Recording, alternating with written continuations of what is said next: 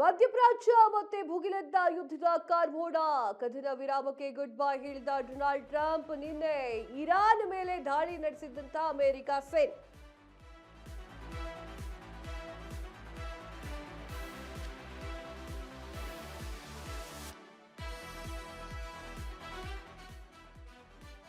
ಮಧ್ಯಪ್ರಾಚ್ಯ ಮತ್ತೆ ಭುಗಿಲೆದ್ದ ಯುದ್ಧದ ಕಾರ್ಮೋಡ.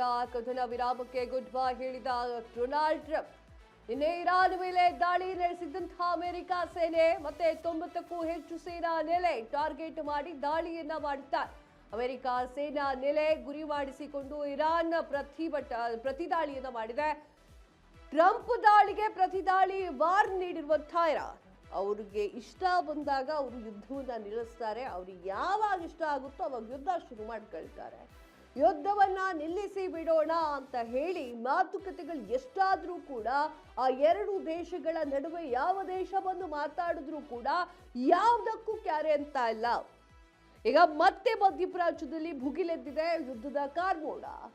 ಅಲ್ಲೆಲ್ಲೋ ಏನೋ ಆದ್ರೆ ನಮಗೇನು ಮೇಡಮ್ ಅಂತ ಕೇಳಿದ್ರೆ ಅನುಭವಿಸಿರ್ಲಿಲ್ವಾ? ಒಂದೊಂದು ತಿಂಗಳು 2-2 ತಿಂಗಳು ಗ್ಯಾಸ್ ಇರಲಿಲ್ಲ, ಪೆಟ್ರೋಲ್ಗಳು ಇರಲಿಲ್ಲ. ಇದೇ ಪರಿಸ್ಥಿತಿ ಮುಂದುವರಿಯುತ್ತೆ. ಮತ್ತೆ ಮಧ್ಯಪ್ರಾಚ್ಯದಲ್ಲಿ ಯುದ್ಧದ ಕಾರ್ಮೋಡ ಕಟ್ಕೊಂಡಿದೆ. ಕದನ ವಿರಾಮಕ್ಕೆ ಈಗ ಡೊನಾಲ್ಡ್ ಟ್ರಂಪ್ ಅವರು ಕೂಡ ಗುಡ್ ಬೈ ಹೇಳಿದ್ದಾರೆ.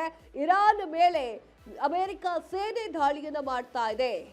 90ಕ್ಕೂ ಹೆಚ್ಚು ಸೇನಾ ನೆಲೆಗಳನ್ನ ಟಾರ್ಗೆಟ್ ಮಾಡಿ ದಾಳಿಯನ್ನ ಮಾಡಿದೆ.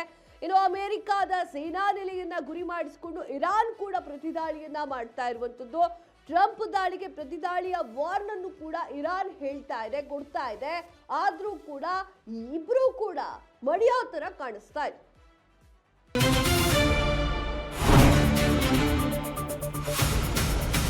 ಸಂಪೂರ್ಣ ನ್ಯೂಸ್ 24x7 ಇದು ನೊಂದವರ ಧ್ವನಿ.